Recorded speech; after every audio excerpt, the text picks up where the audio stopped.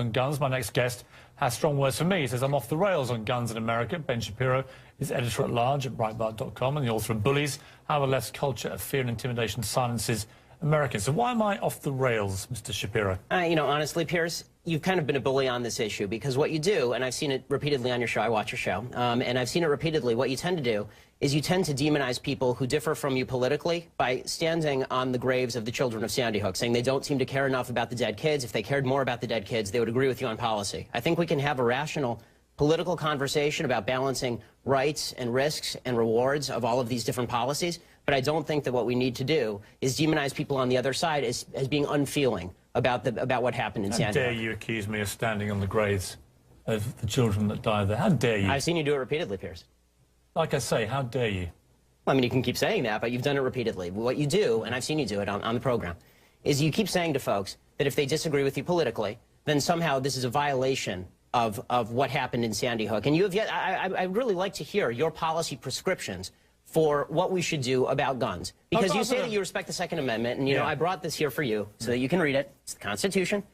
And I would really like for you to explain to me what you would do about guns that would have prevented what happened in Sandy Hook. If you want to do what you did in the UK, right, which is ban virtually all guns, that is at least a fair argument. And we can have a discussion about whether that's something that we ought to do or not. I've made it very clear what I want to do, which is exactly what Mark Kelly wants to do. And in fact, rather than address let's talk about that. Rather than address your comments to me about standing on the graves of children at Sandy Hook, you can address them to Mark Kelly, because he agrees with everything that I've been saying, because he feels the same way, as does his wife. They're gun owners. They both respect the Second Amendment of the Constitution. They don't want to take away anybody's right to defend themselves with guns. Well, they want to take away certain types of guns, obviously. They want to take away assault weapons, which are capable, with magazines like we saw at Aurora and Sandy Hook, of unleashing a ridiculous amount of bullets. Well, this is a question I wanted to ask you, Piers, because I've seen you talk about assault weapons a lot, and I've seen Mark Kelly talk about assault weapons. The vast majority of murders in this country that are committed with guns are not committed with assault weapons, they're committed with handguns. Okay, so are you willing to ban handguns in this country, across the country? No, that's not what I'm asking for. Why not? Let me ask you... Don't you care about the kids who are being killed in Chicago as much as the kids in Sandy Hook? Yes, I do. Then why don't you care about banning the handguns in Chicago? We'll come to that. Let me ask you this.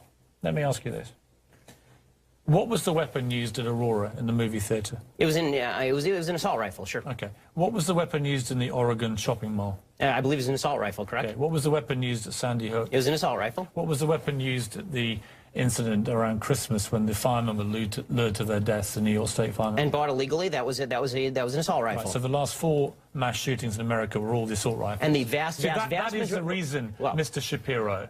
And you can smirk at me, and you can laugh at me. I'm not smirking. And you can accuse me of standing on the graves of dead children. And being a bully, yes. But that is the reason that people like me and Mark Kelly and Gabrielle Giffords want to have assault weapons like that removed from civilian hands. Your passion on the issue doesn't really justify the rationale for why you want to ban assault weapons, but not handguns. You don't understand why we want to remove the preferred weapon of choice, these killing machines, from the hands of deranged young men. All I'm asking is for you to be philosophically consistent. If what you're worried about is the removal of killing machines from the hands of deranged young people, then maybe we should talk about a blanket gun ban. And let's get to what the left really wants here. And you know, you say that you're for the Second Amendment. Why is it about left or right? Because in Britain this never is about left or right, this issue. Why is it here? Well, you know, we can talk about Britain in a second. I think the reason that it's about left and right here is because fundamentally the right believes that the basis for the Second Amendment, and they believe in the Second Amendment, the basis for the Second Amendment is not really about self-defense, and it's not about hunting. It is about resistance to government tyranny. That's what the founders said, and that's what the right believes in this country. Which tyranny are you fearing yourself? I fear the possibility of a tyranny rising in this country in the next 50 to 100 years. Let me tell you something, Piers. The fact that my grandparents and great-grandparents in Europe didn't fear that is why they are now ashes in Europe. So this kind of leftist revisionist history, where there's never any fear of democracy going usurpacious or tyrannical, is just that. It is fictitious. Just to clarify your position then, the answer to Sandy Hook, as it was to Aurora, as it was to Gabrielle Giffords, as it was to Columbine, Virginia Tech, is you do nothing. Is that your position? And that's not my position. What is your position? My position is that we have to calibrate laws that are designed to get guns out of the hands of bad people, and keep guns in the hands of good people who want to buy them. This idea of more guns versus less guns. How do you do that? Well, I think one of the ways that you do that is by better screening for mental illness. I think that you do better background checks. Was Adam Lanza's mother a good person? I don't know whether she was a good person or a bad person. I know she was irresponsible with her guns. Has there been any evidence to suggest she was not a good person? No, but there's been significant evidence. So by your criteria, no, she would have been... Wait a minute. by your criteria of the good people should be allowed the guns and the bad people shouldn't, she would have been allowed the guns. She was an irresponsible person. She didn't keep her guns locked up. And that should be against the law. If you have a mentally ill person in your house, so then we're talking about laws that we can both agree on, Piers. I don't know why you're disagreeing with me on this. Then she becomes a bad person, does she? Well, no, it's not a matter of morally good versus morally bad. You set the criteria, good and bad. So is she good or bad? You're right, Piers. I should have said responsible versus irresponsible. That's correct. Okay, so she goes from good to bad. No, she goes from responsible to irresponsible. Let's take a break. Let's come back and talk more about this because we don't agree.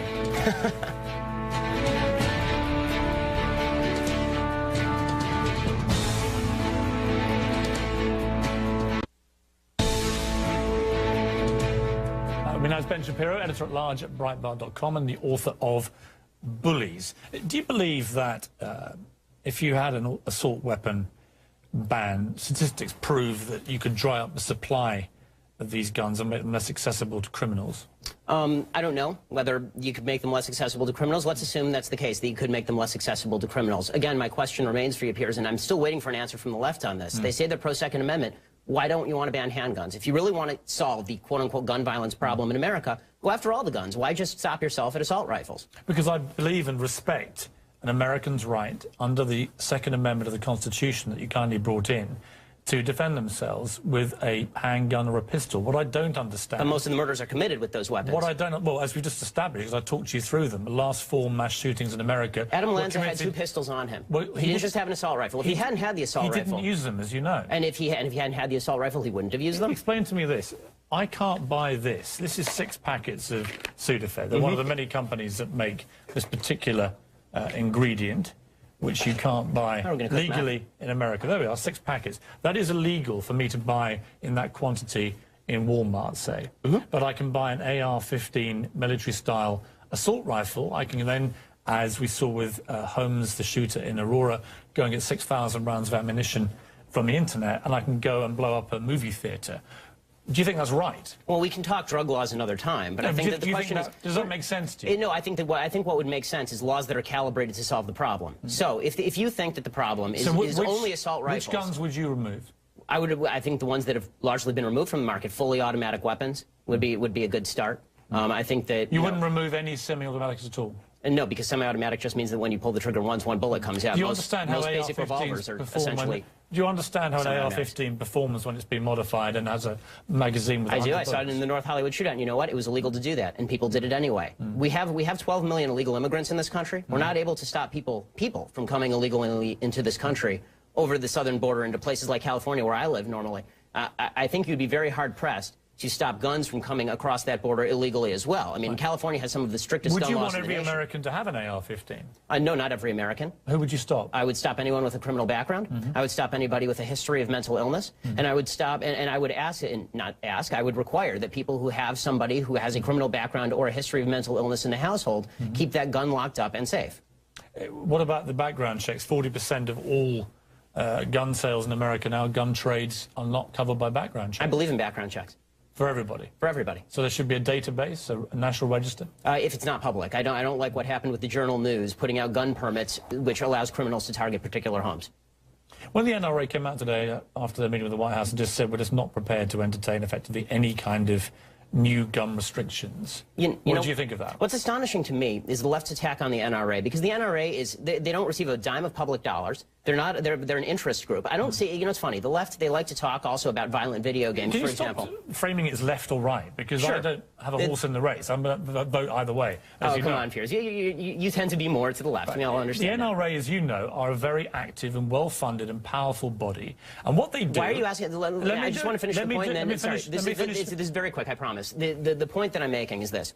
There's been a lot of talk by a lot of people about video game violence. I haven't seen David Gregory interviewing the head of the ACLU and saying it's your broad interpretation of the First Amendment that's responsible for this. But people are bringing on the NRA and saying it's your broad interpretation of the Second Amendment that's responsible for this. They're an interest group. If you want legislation passed, talk to legislators. Don't go to the NRA, which is representing its membership. Here's what the NRA and people like Alex Jones and others do.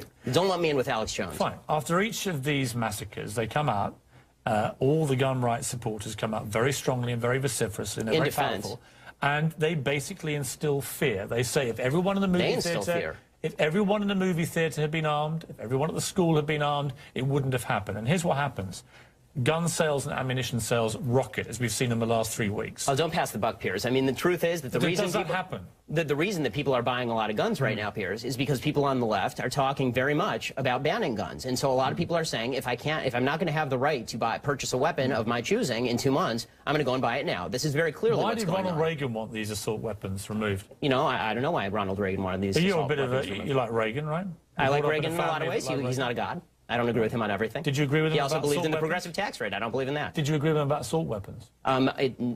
If I'll believe what you're saying, sure. I don't believe. I don't. Do you know I what don't his position agree on with assault weapons was? I don't know what his position on assault weapons was. Why don't you tell me? Well, let me read the letter in full. This was a letter that he penned along with Presidents Ford and Carter in 1994 to Congress. While we recognise that assault weapon legislation will not stop all assault weapon crime, statistics prove that we can dry up the supply of these guns, making them less accessible to criminals. We urge you to listen to the American public and to the law enforcement community in support of ban on the further manufacture of these weapons. That was Ronald Reagan.